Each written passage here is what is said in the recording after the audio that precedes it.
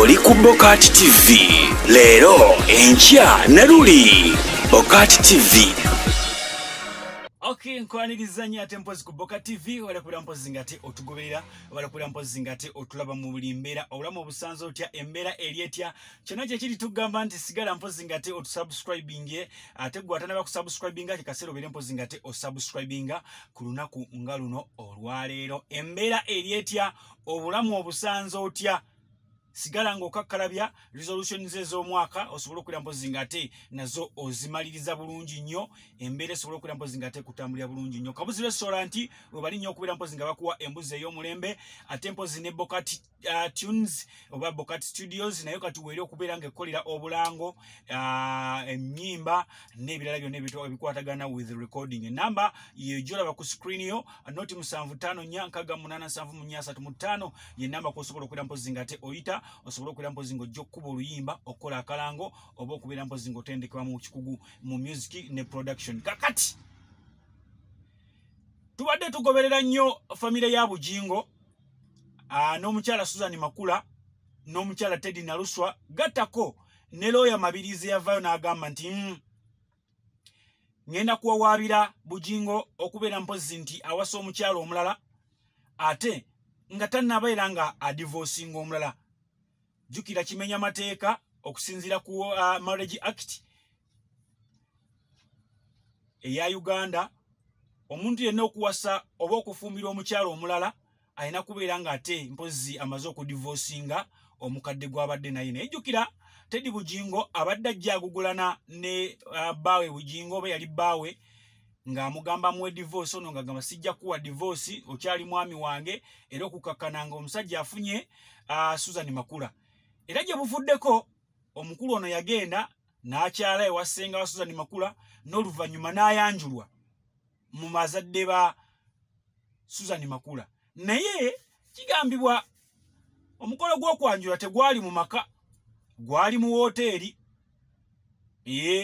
newankubadde abazadde baaliwo naye omukolo tegwali mu maka gaabwe gwali mu woteeri oba nfuna bulungi nnyo kati omukolo guno okubeera nti gwali mu woteeri kyaleeta empawa nnyingi nnyo kwegamba ebintu bino buli kibadde kikolebwa Bujingo abadde ng'akibala bulungi nnyo nnyo nnyo kubanga Mabe Mabirizi yavaayo n'afayiringa omusango ndowooza nga abalina okubeera nga baleetebwa mu maka balina rather mu kaguli bawe obujulizi kwali kulina okubaako n'abazadde kati olina bw'ogenda ku draginga abazadde bw'otomanyi baali ku mukolo kuba ne vidiyo tezaafuluma tolina bw'ogenda ku draginga abazadde omukolo gutaali mu maka gaabwe oba okitegeera kakati no olunaku olwaleero Male Mabirizi amawulire gafulumye nga galaga nti agenda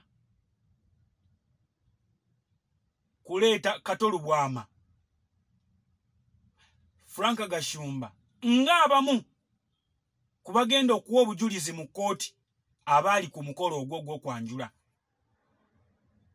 kinajjukirwa omukulu Bujinga Lozias yavuddeyo n'agamba ye tayanjulwangako mu maka g'abazadde ba Susan Makula wabula waaliyo omukolo nga Kapate n'ayitibwa ng'omugenyi omukulu n'agendayo oba nfuna bulungi okwegaana kuli wano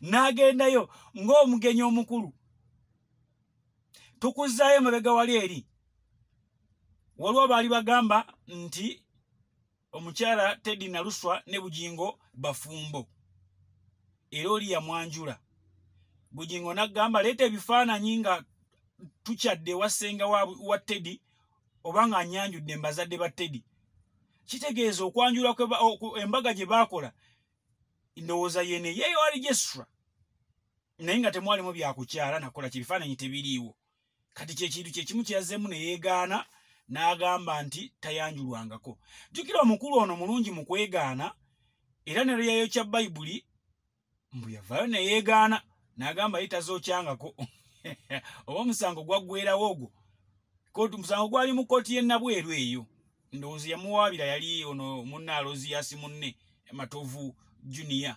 yamuwawaabira naye era okukakkananga nagwo So kakati eyo yembeera mwe tuli mu ggwanga lyattu Uganda. Omukulu Aloysius Bugingo omusango gukyagenda ddala bulungi nnyo. Malemabirizi akyagulemeddeko agamba gulina okuggwa, takkirizibwa kuwasa. Era jjukira yavaayo n'agamba ye yeewuunya nnyo ne poliisi ya Uganda ebeerawo etya okukuuma omumenyi w'amateeka ng'akola omukolo ogumenya amateeka. Poliisi yandibadde eyambako Malemabirizi okukwata ani? Bugingo. Oba nfuna kati awo wetuli, awo wetuyimiridde olunaku nga luno olwaleero. Abaffe, lwaki Malemabirizi musaale nnyo mu nsonga za Teddy Bugingo ne Susan Makula gattako ne Pastor Aloysius Bugingo? Lwaki ekintu kino akiremeddeko nnyo? Alina amuli emabega oba? Jjukira alina likodi ey'okuyingira misango egisinga ne gitagguka. Yawaabirako President Museveni okubba obululu n'ebyatogikwatako ne bikola bitya, n'agenda mpaka mu East African Court. Oba yasalawo biki tetumanyi byaggwaayo. Malemabirizi abadde misango mingi egy'enjawulo. Ye musajja akuŋŋaanya pick-up ya files. Ne weebuuza oba abeera azitwalawa. Sente azijjawa ezikubisa ebintu ebyo byonna byonna nga tagenda kuggusa nsonga. Era abasinga kasita balaba Malemabirizi ng'ayingidde mu guno omusango ne bagamba temuli. Singa abadde muntu nti oba ki oba kimulala yandibadde osanga kikola kitya. Naye kakati bwe Malemabirizi ne bazaalaawo bwe batyo. Ne bazaalaawo bwe batyo. Naye bye njagadde okuwa olunaku olwaleero. Njagala odde weefumiitirize ogambe ddala kituufu Bugingo awawaabirwe mu kkooti? Kituufu omuntu akakibwenga okusigala n'omuntu ateye gwakooye? Mu Busiraamu tulina kye tuyita ttalaka. Osobola okutalaka omuntu bw'obeera ng'omukooye, bwe wabeera nga waliwo obuzibu n'omutalaka, ne waliwo emitendera egigobererwa. Tova eri buvi n'ogamba nkutalasi nga wamuwawa. Waliwo emitendera egigobererwa ne fulfillments z'olina okubeera mpozi nga ate okola okusobola okutalaka omuntu. Pastor Male, sigamba Malemabirizi, wabula waliwo Pastor Male ye yavaayo n'agamba nti ekireese obuzibu kubeera nti obufumbo abakatuliki oba Christians bava ku biblical marriage, ku bufumbo bwa Bayibuli babuvaako ne bagoberera Marriage Act. Kubanga etteeka erya Marriage Act lyakolebwa Bangereza. Banoonya how to eliminate abantu baleme kubeera nga bazaala nnyo n'okuwasa abakazi abangi na biri kimu. Kigamba ne basalawo ne bakola etteeka erya Marriage Act nti omuntu olina okuwasa omukyalo omu ate temwawukana. Mulina kwawukanira mu mateeka, oli bw'abanga ataddeyo ensonga ze lwaki mwawukane ne mulyoka mwawukana. Kyova olaba babagatta mu kyaki, naye obufumbo bwe era bwe tebunnabeera official mu mateeka mpaka nga mumaze okuregistaringa ewa registra. Kyova olaba yo kyaki egamba temuli awukana, naye ate mba mwagadde okwawukana ne mugende wa registra. Kitegeeza muba muvudde ku nkola eya Bayibuli. Awo wenjagadde okubalaga okusinziira ku Musumba Male. Era yavaayo n'akinoganya n'agamba nti tewaliyo kigaana Kristiyani yenna kuwasa mukyala asukkamu omu.